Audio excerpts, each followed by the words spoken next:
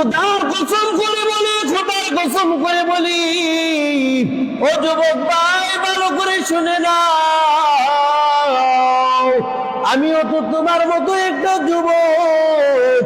শেষ রাতে উঠে তুমি মালিকের দরবারে দুই চার রাকাত নামাজ আদায় করে দেখো, মালিকের দরবারে একটু তাসবিহ তাহলিল করে দেখো, মালিকের দরবারে একটু মালিককে ডেকে দেখো, আমার নবীর তরিকার আশা করে দেখো,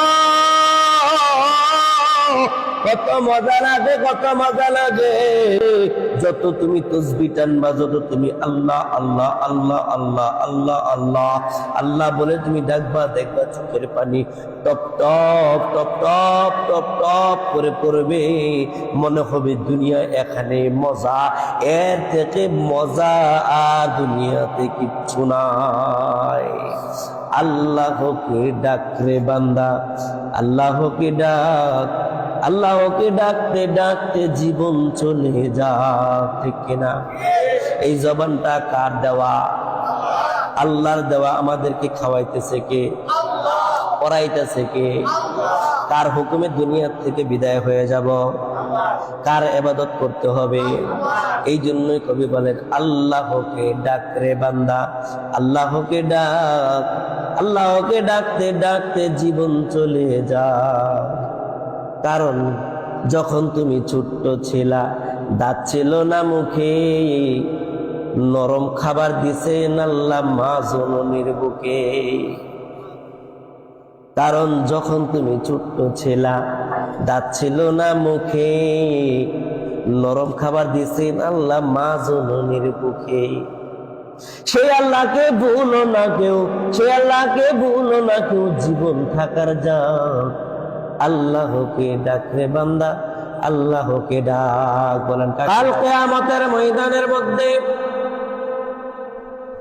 ওই মানুষটা আল্লাহর কাছে আফসোস করবে, মালিক তোমার ওই বান্দাকে তুমি অন্যরকম একটা জান্নাত দান করলা, আর তুমি আমাকে আরেক রকম জান্নাত দান করলা। তুমি কেমন বিচার করলা আল্লাহ? তুমি না ন্যায় পরায়ণশীল বাচ্চা, তুমি এটা কেমন বিচার করলা? একসাথেই তো ঘুরলাম, একসাথেই তো বসলাম, একসাথেই তো নামাজ আদায় করলাম। মালিক তুমি ওই বান্দাকে তুমি এত সুন্দর একটা জান্নাত দান করলা, তারপরেও আমার উপরে তুমি জান্নাত দান করলা। আমাকে তুমি নিচে রাখলা, আমার জান্নাতটাও তার থেকে কম দামি বানাইলা। আল্লাহ বলেন, বান্দা তুমি যখন তার সাথে গল্প করতেছিলে, তখন সে মনে মনে সুবহানাল্লাহ পড়তেছিল। বলেন সুবহানাল্লাহ। এমন মানুষ আছে না নাই? দেখবেন আমি আরেকজনের সাথে গল্প করতেছি, কিন্তু সে তাসবিহ টানে। ওই বান্দার মনের মধ্যে একটু চিন্তা। কি চিন্তা? ওই চিন্তাটা হলো, এই বান্দা চিন্তা করে, বান্দা তুমি দুনিয়াবি কথা বলতে চাও, দুনিয়াবি কথা তুমি বলতে থাকো, আর আমি মাওলা পাকের সাথে কথা বলতে থাকি। সুবহানাল্লাহ। আল্লাহর সাথে কথা বললে নেককার বান্দাদের যে কি মজা লাগে, কি মজা লাগে, এটা ওই নেককার বান্দা ছাড়া কেউ বুঝে না। যে মানুষগুলো তাসবিহ টানে, যে মানুষগুলো আল্লাহ আল্লাহ জিকির করে, ওই মানুষকে বোঝানো যাবে না গুনাহ কি জিনিস। ওই মানুষ শুধু বুঝবে আমার মালিক, আমার আল্লাহ, এটি আমার মজা। আজান হইলে মসজিদে চলে যায়, আজান হইলেই মসজিদে চলে যায়, নয়তো তাসবিহ নিয়ে যতটুকু অবসর সময় পায়, এই অবসর সময়ের মধ্যে সুবহানাল্লাহ সুবহানাল্লাহ সুবহানাল্লাহর তেলাওয়াত করে, আল্লাহর বরকতের তেলাওয়াত করে। আল্লাহ রাব্বুল আলামিন ফেরেশতাদেরকে নিয়ে গর্ব করে, ফেরেশতা দেখ দেখ কোনদিন আমাকে দেখে নাই, আমার জান্নাত দেখে নাই, জাহান্নামকে দেখে নাই, কিন্তু আমার বান্দা আমাকে না দেখার পরেও আমার জন্য কি পাগল হয়ে গেছে। দেখ বসে বসে একা একা বসে বসে আমার তাসবিহ তাহলিল করে। ও বান্দা, আজকে তুমি প্রশ্ন করলা তোমাকে কেন আমি একতলা নিচের জান্নাত দান করলাম, তোমার জান্নাতটা কেন একটু অসৌন্দর্য? সমস্ত জান্নাতের ঘর আল্লাহ রাব্বুল আলামিন জন্মের পর থেকে নিয়ে মৃত্যুর পর পর্যন্ত শুধু সুসজ্জিতই করতে থাকে। বলেন সুবহানাল্লাহ। প্রতিদিন এরকম বান্দার, নেককার বান্দার জান্নাতটা সুন্দর করতেই থাকে, সাজাইতেই থাকে। একটা বিয়ে বাড়ি, এই বিয়ে বাড়ির ঘর বাড়ি রাস্তাঘাট এবং যে জায়গার মধ্যে প্যান্ডেল হবে এক সপ্তাহ আগে থেকে শুধু সাজাইতেই থাকে। এখন এই গেট সাজায়, এই প্যান্ডেল সাজায়, এই মরিচ বাতি লাগায়, এই জার বাতি লাগায়, এই আতশবাতি ফোটায়, কি করব না করব কোনো হুঁশ জ্ঞান থাকে না। আল্লাহ বলেন, বান্দা টেনশন করার কোনো কারণ নাই। তোমার জন্মের পর থেকে নিয়ে আমি আল্লাহ তোমার জন্য তোমার জান্নাতটা আমি এত সুন্দর করে সাজাই দিছি যে জান্নাতের মধ্যে ঢুকলে তুমি আমার নিয়ামত দেখতে পারবা। সুবহানাল্লাহ। এই জন্য বান্দা, যে বান্দা একটা সুবহানাল্লাহ তেলাওয়াত কম করেছে, একটা সুবহানাল্লাহ তেলাওয়াত কম করেছে, তার জন্য জান্নাত আলাদা, স্থান আলাদা। আর একটা জান্নাত সে বেশি পাইলো, স্থান আলাদা পাইলো। কেন পাইলো? একটা সুবহানাল্লাহ করেছে, আল্লাহ তাআলা মুহাব্বত করে তাকে উপরে উঠাইয়া দিছে। মালিকের কাছে আমলের বড় দাম। মালিক বড় আমলকারীকে পছন্দ করে, মালিক বড় আমলকারীদেরকে পছন্দ করে। বলতে পারে হুজুর 5 ওয়াক্ত নামাজ পড়ে ইবাদত করি, তাসবিহ তাহলিল করি, কোরআন তেলাওয়াত করি, নামাজের পরে আমরা কত গুণগান গাই আল্লাহর কাছে, তারপরে আল্লাহ এই বিপদ দেয় ওই বিপদ দেয়। ও ভাই, সুন্দর করে তোমাকে আমি বুঝায় দেই, আমার মতো গুনাহগারকে দিয়ে যে মালিকের ইবাদত নিতেছেন, তাই তো বলি আলহামদুলিল্লাহ। আমার গুনাহ যদি আমার মা জানতো, আমার গুনাহ যদি আমার বাবা জানতো, তাহলে বাবা মার কাছে আমাকে জায়গা দিত না। আমার গুনাহ যদি আমার বন্ধু জানতো, বান্ধব জানতো, তাহলে আমার সাথে বন্ধুত্ব রাখতো না। কিন্তু মালিকের সব গুনাহ জানার পরেও মালিক বলে, বান্দা আয় রে বান্দা আয়, তোর জন্য আমার জায়গা খালি। কি গুনাহ করেছিস তুই? তো এই তো নামাজ পড়ে সিজদার মধ্যে কান্না করলি, তোর কান্নাটা আমার কাছে খুব ভালো লেগেছে। এই ভালো লাগার কারণে আমি মালিক তোর গুনাহ মাফ করে দিলাম। এমন দয়ার মালিক পাইলাম, এমন দয়ার মালিক পাইলাম। এত দয়া দুনিয়ার জমিনে আর কেউ করবে না। এত মায়া, এত মায়া, এত মায়া দুনিয়ার জমিনে আর কেউ করবে না। যে মায়া আমার প্রতি আমার মালিকে করেছে, আমার প্রতি আমার মালিকে করেছে, এত মায়া আর কেউ করবে না। এই জন্য ভাইয়েরা আমার, মালিকের দরবারে সদা সর্বদা মালিকের জিকির আজকার করে শুকর আদায় করতে হবে। মালিক বড় দয়ার মালিক। দুনিয়ার জমিনে তো আমরা গুনাহ দিয়ে আমাদের সিরাতে পড়ে ফেলেছি। এই গুনার কারণে আমাদের নামাজ ভালো লাগে না, এই গুনার কারণে আমাদের রোজা ভালো লাগে না, এই গুনার কারণে আমাদের মসজিদ ভালো লাগে না, মসজিদে গেলে ভালো লাগে না। কখন মসজিদ থেকে বের হব আমরা এই চিন্তায় পাগল হয়ে যায়, কখন আমরা মসজিদটারে নষ্ট করতে পারবো এই চিন্তায় বেকুল হয়ে যায়। কিন্তু মালিক বলে, বান্দা তোমাকে আমি ছোট্ট একটা হায়াত দান করলাম, ছোট্ট একটা হায়াত দান করলাম।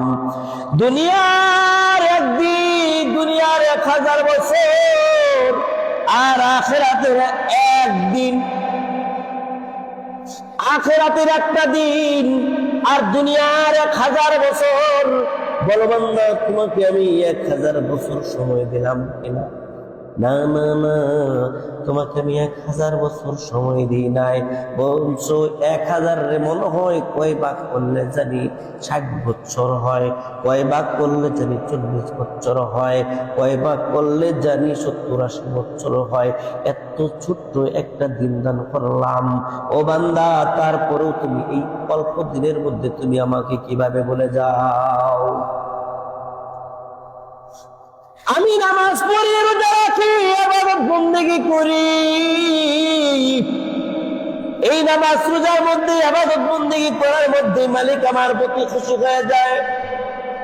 এরপরেও মালিক আমাদেরকে বিপদ আপদ দেয়, আমরা বিপদ আপদের মধ্যে পড়ি, আমাদের জ্বর হয়, ঠান্ডা হয়, কাশি হয়, আমরা বিভিন্ন প্রকার হয়রানির মধ্যে পড়ে যাই, কিন্তু এর মধ্যেই কিন্তু আমরা পাগল হয়ে যাই। আল্লাহ বলেন, ও বান্দা, তুমি তো গুনাহ করেছো, তুমি গুনাহগার বান্দা, তোমার মধ্যে গুনার সিফাত দিয়েছি, গুনার একটা গুণ দিয়েছি।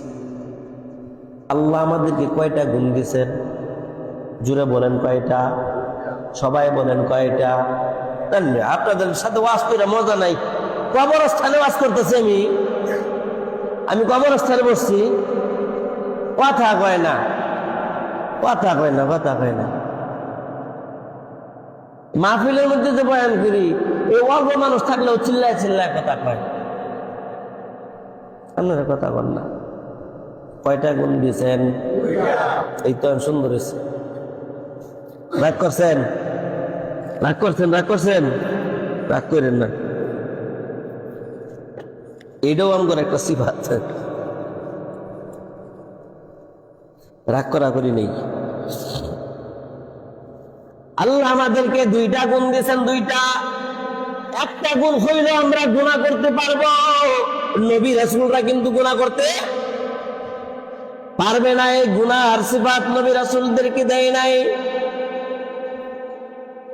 আল্লাহ রাব্বুল আলামিন নবী রাসূলদেরকে পবিত্র মাটি দিয়া নবী রাসূলদেরকে আল্লাহ পাক রব্বুল আলামিন বেগুনাহ মাসুম বানাইছেন। আর আমাদেরকে আল্লাহ পাক রব্বুল আলামিন এমন একটা মাটি দিয়া বানাইছেন, যেই মাটি আমাদের শরীরে লাগার কারণে আমরা গুনাহও করতে পারবো, আবার নেকিও করতে পারবো। নবী রাসূলের জীবনের মধ্যে কোনো গুনাহ নাই, তারপরেও নবী রাসূলদেরকে কত পরীক্ষার মধ্যে ফেলাইছেন। নবী রাসূলদের জীবনের মধ্যে পরীক্ষার কোনো শেষ নাই, শেষ নাই, শেষ নাই। যেই নবীকে না বানাইলে আসমান বানাইতো না, জমিন বানাইতো না, যে নবীকে না বানাইলে মাটি বানাইতো না, যে নবীকে না বানাইলে আমাকে বানাইতো না, আপনাকে বানাইতো না, গাছ বানাইতো না, তরুলতা কোনো কিচ্ছু বানাইতো না। সেই নবীকেও আল্লাহ রব্বুল আলামিন এমন কোন পরীক্ষা নাই যে নবীকে পরীক্ষার মধ্যে ফেলায় না। আল্লাহর কাছে যে মানুষটাকে বেশি পছন্দ হয়, আল্লাহর কাছে যে মানুষটাকে বেশি ভালো লাগে, ওই মানুষটার মধ্যে বেশি পরীক্ষা, ওই মানুষটাকে আল্লাহ রাব্বুল আলামিন সবচেয়ে বেশি পরীক্ষা করে। সুতরাং বোঝা গেল আল্লাহ আমাকে আপনাকে সবচেয়ে বেশি ভালোবাসে। এই ভালোবাসার কারণে আমাকে আপনাকে নামাজ পড়ার পরেও আমাদেরকে দুঃখ দেয়, রোজা রাখার পরেও আমাদেরকে কষ্ট দেয়, তাসবিহ টানার পরেও আল্লাহ তাআলা আমাদেরকে দুঃখ দেয়, আল্লাহ যত্নওয়ালার পরেও আল্লাহ তাআলা আমাদেরকে দুঃখ দেয়। কারণ কি জানো? কারণ হইল এটাকে ঈমানটাকে শক্ত করার জন্য। আল্লাহ রাব্বুল আলামিন বলেন, আমি পরীক্ষা দেই মানুষদেরকে পরীক্ষা করার জন্য।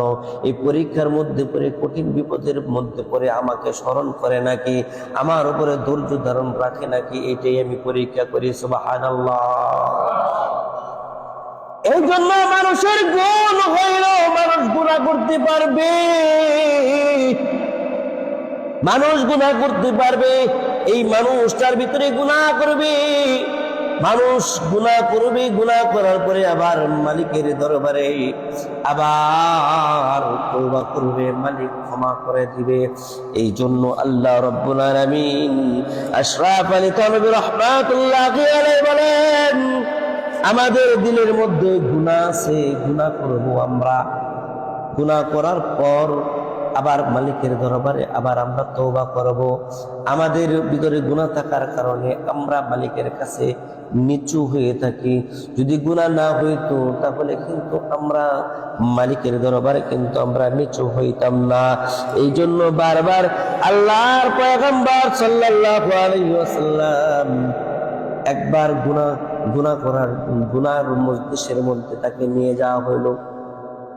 ওই জমানার মধ্যে, বিয়ের মধ্যে, অনুষ্ঠানের মধ্যে এরকম নাচ হইতো, এরকম গুনাহের আয়োজন করা হইতো। আল্লাহর পয়গম্বর সাল্লাল্লাহু আলাইহি ওয়াসাল্লামকে ওই জায়গার মধ্যে জোরপূর্বক ভাবে নিয়ে যাওয়া হয়েছে। আল্লাহর পয়গম্বরকে নিয়ে যাইয়া ওই জায়গাটার মধ্যে যখন আল্লাহর পয়গম্বরকে রাখা হয়েছে, একটা আসন দেওয়া হয়েছে, আল্লাহর পদ্ধতি থেকে এমন একটা জায়গার মধ্যে আল্লাহ তাআলাকে, আল্লাহর নবীকে বসানো হয়েছে। আল্লাহর নবী বসছে, আর আল্লাহর পদ্ধতি থেকে এমন ঘুম আল্লাহর নবীকে দিয়েছেন যে ঘুম ওদের অনুষ্ঠান শেষ হয়েছে, ফজরের টাইমে আল্লাহর নবীর জ্ঞান ফিরেছে। এর দ্বারাই বুঝাইল, এর দ্বারাই বুঝতে হবে নাচ গান বাদ্য অনুষ্ঠান হারাম। ঠিক না বে ঠিক? নাচ গান বাদ্য অনুষ্ঠান হারাম, এইটা করাও যাবে না, শোনাও যাবে না, গাওয়াও যাবে না।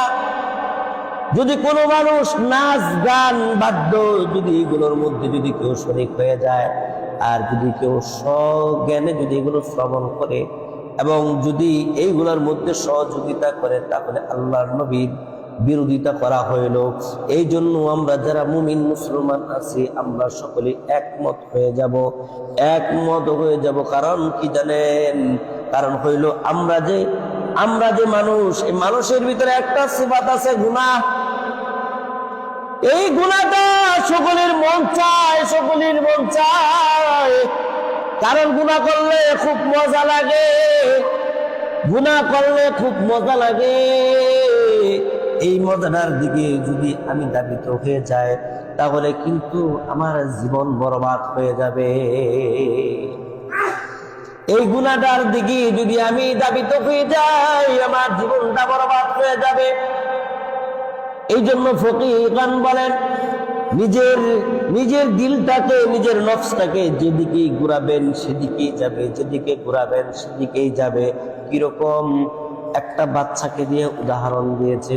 একটা বাচ্চাকে যদি ছোট থেকে নিয়ে যখন তার বুঝ হয়, যখন তার মজা নেওয়ার যখন সময় হয়, চকলেট খাইলে তার মজা লাগে, চিপস খাইলে তার মজা লাগে, এরকম সুইং গাম খাইলে তার মজা লাগে। এইগুলো যদি আপনি তাকে খাওয়ান, প্রতিদিন বলে দিবে, বাবা তুমি যখন বাহির থেকে আসো আমার জন্য আইসক্রিম নিয়ে এসো, তুমি যখন বাহির থেকে আসো তখন আমার জন্য চিপস নিয়ে এসো, তুমি যখন বাহির থেকে আসো আমার জন্য চকলেট নিয়ে আসবা। এইরকম ভাবে বলে দেয়। যদি বাবা যদি না আনে, সন্তান কিন্তু অভিমান করে, রাগ করে। একদিন আর 2 দিন নয়, যদি প্রতিদিন এইভাবে আনেন, সন্তানের পেটের মধ্যে গ্যাস জমে যায়, ভাত খাইতে চায় না, ডাক্তারের কাছে দৌড়াদৌড়ি করে, ডাক্তার ওইটার চিকিৎসা দিতে চায় না, অল্প সময়ের মধ্যে অ্যান্টিবায়োটিক ওষুধ খাওয়া লাগে, হসপিটালে ভর্তি হওয়া লাগে। লাভ হইল না ক্ষতি হইল? ক্ষতি হইল। আর এই ছেলেটাকে যদি আমি আঙ্গুর খাওয়াইতাম, আঙ্গুর খাওয়ানোর অভ্যাস করাইতাম, মালটা খাওয়ানোর অভ্যাস করাইতাম, আমি এই ছেলেটাকে যদি আমি কমলা খাওয়ানোর অভ্যাস করাইতাম, সে কিন্তু ওই চিপস জিনিসটা বুঝতো না, চিপস জিনিসটা বুঝতো না। ঠিক তদ্রুপভাবে ফকিহগণ বলেন, ছোট থেকে যদি তুমি গুনাহের মঞ্চটাকে তুমি আলাদা করে ফেলো, গুনাহের মঞ্চটা গান বাদ্য নাচানাচির মঞ্চটাকে থেকে তুমি বিরত থাকো, তাহলে তুমি যদি তোমার সন্তানটাকে নামাজের দিকে, কোরআনের দিকে, তুমি আমলের দিকে তুমি দৌড়াও, সে কিন্তু নামাজ আর নামাজের দিকে আসবে, আমলের দিকে আসবে। আর যদি তুমি গুনার দিকে নাও, তাহলে তোমার গুনার দিকে কিন্তু সে যাবে। আমার সন্তানকেও যদি আমি মোবাইলের মধ্যে আমার বয়ান দেখে, সে বয়ান দেখে আর বলে বাবা এটা তুমি, এটা তুমি, এইরকম ভাবে আমাকে সম্বোধন করে, তুমি পাগড়ি, তুমি পাগড়ি, তুমি ওয়াজ, এরকম করে বলে। যখন নাকি মোবাইল টান দিলে যদি একটা মেয়ের ছবি আসে, তো বাবা এটা ভালো না। আমি শিখাই দিছি তাকে যে বাবা এটা ভালো না, এখন সেই বলে বাবা এটা ভালো না। এই জন্য বলা হয়, মানুষ যদি আমলের দিকে আসে, মানুষ যদি আমলের দিকে আসে, এই মানুষ কখনো গুনার দিকে যাবে না। আর যদি সেও গুনার দিকে যায়, বে আমল ওয়ালা বলবে তুমি না নামাজ আদায় করো, তুমি না নামাজি, এইরকম বলে তাকে অপমান করে তাকে দূরে সরাইয়া দিবে। এইভাবে তাকে অপমান করে দূরে সরাইয়া দিবে। এই জন্য ভাই দুনিয়ার জমিনে আমরা কয়দিন বাঁচবো, কয়দিন বাঁচবো? যেতে হবে খালি হাতে, যেতে হবে খালি হাতে, সঙ্গে কিছুই যাবে না। 3.5 হাত জায়গা পাবি, পাবি না রে বিছানা। 3.5 হাত জায়গা পাবি, পাবি না রে বিছানা। ঠিক কিনা? এই জন্য দুনিয়ার জমিনটা খুব ক্ষণস্থায়ী একটা দুনিয়া। দুনিয়ার সম্পদ, দুনিয়ার জায়গা, দুনিয়ার জমিন, এই দুনিয়ার সম্পদ, দুনিয়ার জায়গা, জমিন, দুনিয়ার জমিনেই থাকবি। থাকবো না আমি আর আপনি, শুধু আমি আর আপনি থাকবো না। আর দুনিয়ার জমিনে সব কিছু আগের মতোই থাকবে। আমার সন্তান, আমার পূর্বক, আমার পরের পুরুষগুলো এগুলো বুক করবে। আমি আর আপনি খালি হাতে দুনিয়ার থেকে বিদায় হয়ে যাব। এই জন্য এখনো সময় আছে, এখনো সময় আছে। আল্লাহর ইবাদত করার দরকার আছে না নাই? নামাজ পড়ার দরকার আছে না নাই? রোজা রাখার দরকার আছে না নাই? গানের বিরোধিতা করার দরকার আছে না নাই? যেগুলো নবী রাসূল করে নাই, ওগুলার বিরোধিতা করার দরকার আছে না নাই? আছে না নাই? আছে, আছে। এই জন্য ফকিহগণ দেখেন কত সুন্দর করে কথা বলেছেন। না খানে মে মজা, না খানে মে মজা, ना सुने ना पीने में मजा, ना कुछ मजा आता है, आखिरात को रोने में मजा है। सुभान कवि बोलतेছেন না খানে মে মজা, খাওয়ার দ্বারা কোনো মজা নাই। আমি হারাম খাইলাম, হারাম খাওয়ার মধ্যে কোনো মজা নাই। হারামের মধ্যে, জাহান্নামের মধ্যে হইল শাস্তি, এর মধ্যে কোনো আরাম নাই। জাহান্নাম ছাড়া আর কোনো আরাম নাই। তারপরে বলতেছেন না শুনে, ঘুমায় থাকার মধ্যে কোনো আরাম নাই। না পিনে মে মজা, পান করার মধ্যেও কোনো মজা নাই। না না কুছ, जो कुछ मजा आता है, যত মজা আছে। ফকিহ বিদ্বান বলেন আখির রাত কো, শেষ রাতের মধ্যে, আখির রাত কো, শেষ রাতের মধ্যে, কান্নার মধ্যে যত মজা পাওয়া যায়, এত মজা খাওয়ার মধ্যেও নাই, এত মজা শোয়ার মধ্যেও নাই, এত মজা পান করার মাঝেও আল্লাহর ওলিরা পায় নাই। খোদার কসম করে বলি, খোদার কসম করে বলি, ও যুবক ভাই ভালো করে শুনে নাও, আমিও তো তোমার মতো একটা যুবক। শেষ রাতে উঠে তুমি মালিকের দরবারে দুই চার রাকাত নামাজ আদায় করে দেখো, মালিকের দরবারে একটু তাসবিহ তাহলিল করে দেখো, মালিকের দরবারে একটু মালিককে ডেকে দেখো, আমার নবীর তরিকার আশা করে দেখো, কত মজা লাগে, কত মজা লাগে। যত তুমি তাসবিহ টানবা, যত তুমি আল্লাহ আল্লাহ আল্লাহ আল্লাহ আল্লাহ আল্লাহ আল্লাহ বলে তুমি ডাকবা, দেখবা চোখের পানি top top top top top top করে পড়বে। মনে হবে দুনিয়া এখানে মজা, এর থেকে মজা আর দুনিয়াতে কিচ্ছু নাই। আল্লাহকে ডাক রে বান্দা, আল্লাহকে ডাক, আল্লাহকে ডাকতে ডাকতে জীবন চলে যা, ঠিক কিনা? এই জবানটা কার দেওয়া? আল্লাহর দেওয়া। আমাদেরকে খাওয়াইতেছে কে? পড়াইতেছে কে? কার হুকুমে দুনিয়া থেকে বিদায় হয়ে যাব? কার ইবাদত করতে হবে? এই জন্যই কবি বলেন, আল্লাহকে ডাক রে বান্দা, আল্লাহকে ডাক, আল্লাহকে ডাকতে ডাকতে জীবন চলে যা। কারণ যখন তুমি ছোট্ট ছিলা, দাঁত ছিল না মুখে, নরম খাবার দিছেন আল্লাহ মা জননীর বুকে। কারণ যখন তুমি ছোট্ট ছিলা, দাঁত ছিল না মুখে, নরম খাবার দিছেন আল্লাহ মা জননীর বুকে। সেই আল্লাহকে ভুলো না কেউ, সেই আল্লাহকে ভুলো না কেউ, জীবন থাকার যাক। আল্লাহকে ডাক রে বান্দা, আল্লাহকে ডাক। বলেন কাকে ডাকবো? এই জন্য এবার আকাশ শেষ রাত্রিতে আল্লাহকে ডাকা, আল্লাহর ওলিরা যেই মজা পাইছি, এত মজা এত মজা দুনিয়ার জমিনে কেউ পায় নাই, কেউ পায় নাই, কেউ পায় নাই। যেই নাকি শেষ রাতে মালিককে বারবার ডাকছে, মালিককে বারবার ডাকছে, ওই মানুষটা যত বেশি মজা পাইছে। এই তো আসতেছে কিছুদিন পরে 31st নাইট ডে,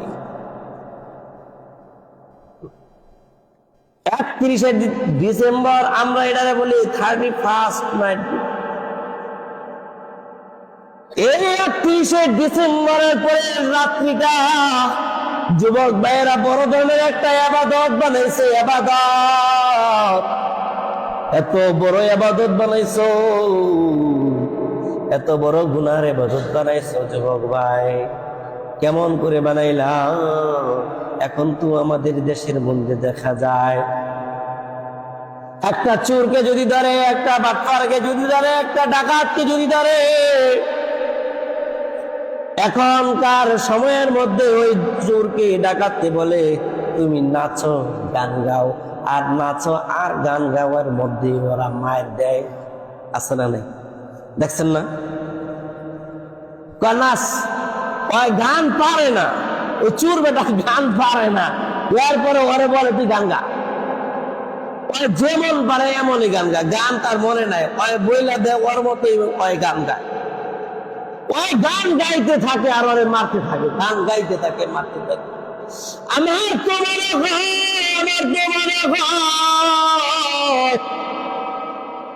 এইটা দুনিয়ার কোন ইতিহাস না, দুনিয়ার কোন ইতিহাস না রে, এটা আখিরাতের একটা নমুনা। কাল কিয়ামতের ময়দানে যে মানুষগুলো এই গানের পাগল, যে মানুষগুলো এই 31st নাইট ডে 31শে ডিসেম্বরের রাত্রের মধ্যে যে মানুষগুলো নাকি গান বাজাইয়া, ডোল বাজাইয়া, বিট বাজাইয়া, যেই সমস্ত যুবকেরা, যেই সমস্ত মায়ের সন্তানেরা এই পাশের ঘরের মধ্যে অসুস্থ রোগী শুয়ে আছে, সাধারণ কোনো কথা সহ্য করতে পারে না। কিন্তু এই গান আর তবলার কারণে এই মানুষটা ভালো নাই। এই পাশের কবরগুলো থর করে কাঁপতেছে। পাশে মসজিদ, এই মসজিদটাও থর করে কাঁপতেছে। কিন্তু মহল্লার মধ্যে কত বড় বড় মাতাব্বর দেখলাম, কত বড় বড় মাতাব্বর দেখলাম। এই দিনটার মধ্যে এই সন্তানগুলাকে বলে না, এই তুই এই জায়গাটার মধ্যে তুই কেন এই বিট বাজাইতেছিস? আমার আল্লাহর ঘর কাঁপতেছে, আমার কবর, আমার বাপের কবরটা কাঁপতেছে।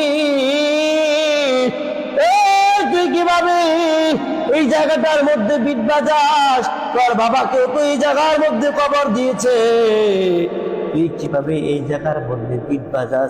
এরকম বিচার করে নেওয়ালা কোনো মানুষ আজ পর্যন্ত পাইলাম না। আমার দেশের মধ্যে যুবক খুন হবে না, কোন দেশের মধ্যে খুন হবে? আমার দেশের মধ্যে যুবক চুরি করবে না, কোন দেশের মধ্যে করবে? কারণ আমার সন্তানকে তো আমি শিখাইতে পারলাম না কোনটা ভালো কোনটা মন্দ। বলেন তো দেখি, এই যে এত সুন্দর মসজিদ, যুবক ভাই ঘুমানো বাদ দেন, এই যে ঘুমায় রাখবেন, 31st নাইট যদি আমল করবো, এখন ঘুমাইবো পরে এই যে 31 তারিখে আমল করবো। বলেন তো দেখি, এই যে এত সুন্দর মসজিদ, এই মসজিদের পাশে যদি, এই মাঠের মধ্যে যদি কোন দল আইসাইরা যদি এরকম বিডের একটা গাড়ি নিয়ে আইসা এখানে যদি গান বাজায়, এটাকে মানানো যায়? এই কথা বলেন, মানানো যায়? আলহামদুলিল্লাহ, সুম্মা আলহামদুলিল্লাহ, আল্লাহর কাছে হাজারো কোটি শুকর আমি আদায় করি। আমি দিলে দিলে আমি আদায় করি, কাউকে বলি না, আমি দিলে দিলে আদায় করি যে আমাদের এই মসজিদের মধ্যে আল্লাহ আলহামদুলিল্লাহ এত সুন্দর একটা পরিবেশ। এখন আমাদের হবিরবাড়ি ইউনিয়নের মধ্যে প্রত্যেকটা মসজিদের সাথেই, মসজিদের পাশেই, মসজিদের সাথেই একটা করে কিন্ডারগার্টেন আছে না নাই? এই কিন্ডারগার্টেনের মধ্যে প্রতি বছর একটা গানের অনুষ্ঠান হয় কি হয় না? কথা বলেন, হয় কি হয় না? হয়। এই প্রতি বছর গানের অনুষ্ঠানের মধ্যে যে পরিমাণ দুল, যে পরিমাণ তবলা আর যে পরিমাণ বিট বাজানো হয়, আল্লাহ আল্লাহ মাফ করেন, সকলকে মাফ করে দেন। মসজিদগুলো দেখবেন থর করে কাঁপতেছে।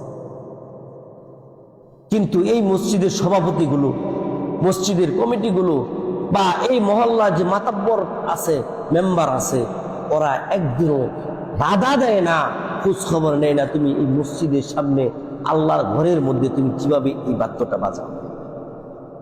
উচিত ছিল, আমাদের দেশের মধ্যে গুনাহ করার তো একটা জায়গা আছে, আছে না নাই? পার্ক নাই ভাই, বলেন পার্ক নাই? এই পার্কের মধ্যে গুনাহ করার জায়গাটাই তো রাখছে পার্ক, নাকি? দুনিয়ার জাহান্নামের একটা জায়গা তো রাখা হয়েছে।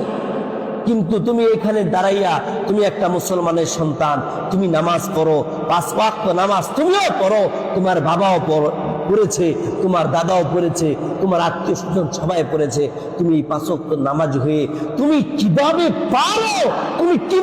পারো আল্লাহর ঘরটাকে তুমি কাঁপাইতে? তুমি কি কবরে যাবা না? তোমার কি জান্নাতের দরকার নাই? তুমি কি দুনিয়ার থেকে তুমি জাহান্নামের সার্টিফিকেট তুমি নিয়ে নিতেছো? তোমার দিলটা, তুমি একজন মুসলমানের সন্তান হয়ে তুমি কিভাবে পারো? তোমার দিলটা কেন একটু নাড়া দেয় না যে আমার এই গানের তবলার কারণে, আমার এই গানের আওয়াজের কারণে আমার মাওলার ঘর কাঁপতেছে, আমার জান্নাতের ঘর কাঁপতেছে, আমি যে জান্নাতে যাব সেই জান্নাতের মধ্যে কেন আমি আগুন লাগাইতেছি? ও মুসলমান, আমরা আর কবে শিখবো? আর কবে শিখবো আমরা, বলেন? এই জন্য সামনে 31st নাইট ডে আছে। আল্লাহ রাসূল সাল্লাল্লাহু আলাইহি ওয়াসাল্লাম বলেন, বাধা দেওয়ার 3টা তরিকা। কয়টা তরিকা? কয়টা তরিকা? একটা হলো লাঠি দিয়ে বাইরানো, যদি সম্ভব হয়, আমার যদি শক্তি থাকে, সাহস থাকে, আমার আল্লাহর ঘরের মধ্যে, আমার জান্নাতের আশপাশের মধ্যে যদি কেউ গান বাদ্য বাজায়, লাঠি দিয়ে বাইরে ওই গানের তবলা ফাটায় ফেলাইতে, ভেঙে তছনছ করে দিতে হবে। আমার নবীর ঘরের সামনে, আমার রবের ঘরের সামনে আমার রবকে কাঁপানো যাবে না, আমার নবীর ঘরকে কাঁপানো যাবে না। বলেন ঠিক কিনা? এক নাম্বার, ভেঙ্গে তছনছ করে দিতে হবে। দুই নাম্বার, জবান দিয়ে যারা আছি এলাকার মাতাব্বর, নয়তো কাল হাসরের ময়দানে ওদের আগে আমাদেরকে দাঁড় করানো হবে। তোমরা বাধা দিলা না কেন? এখন যতই টুপি দাঁড়িয়ে নিয়ে আমি পাগড়ি নিয়ে আমি ঘুরি না কেন, কিন্তু কাল কিয়ামতের ময়দানের মধ্যে আমি নামাজ পড়ার পরও আমি ওই জায়গার মধ্যে আমি ধরা খেয়ে যাব। ওই জায়গার মধ্যে আমাকে হ্যান্ডকাপ পরানো হবে। এই জন্য আমার কাজ হলো, দ্বিতীয় কাজ হলো জবান, যে জবানটা আল্লাহ আমাকে দিচ্ছে, যে আমি তো যদি ভেঙে ফেলি তাহলে আমার উপরে যদি ওরা আক্রমণ করে আমি এটা করতে পারবো না, ওদের আযাবটা আমি সহ্য করতে পারবো না, ওরা যে একটা রিপিট একটা অ্যাকশন দিবে এটা আমি নিতে পারবো না। এই জন্য বাবা, বাজি, ভাই, বন্ধু পিঠের মধ্যে হাত দিয়ে, বাবা এই যে আল্লাহর ঘর, এই জায়গার মধ্যে এটা করুন আল্লাহর হস্তে, এই যে তোমার পায়েটা দিন, এইভাবে তাকে বলে তাকে বোঝানো। এইটাও যদি না হয়, 3 নাম্বার হলো দিল থেকে ঘৃণা করা। 3 নাম্বার কি? দিল থেকে ঘৃণা করা।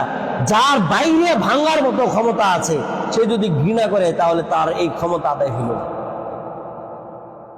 যার জবান দিয়ে নিষেধ করার ক্ষমতা আছে সে যদি দিল দিয়ে ঘৃণা করে, এটা তার হক আদায় হবে না।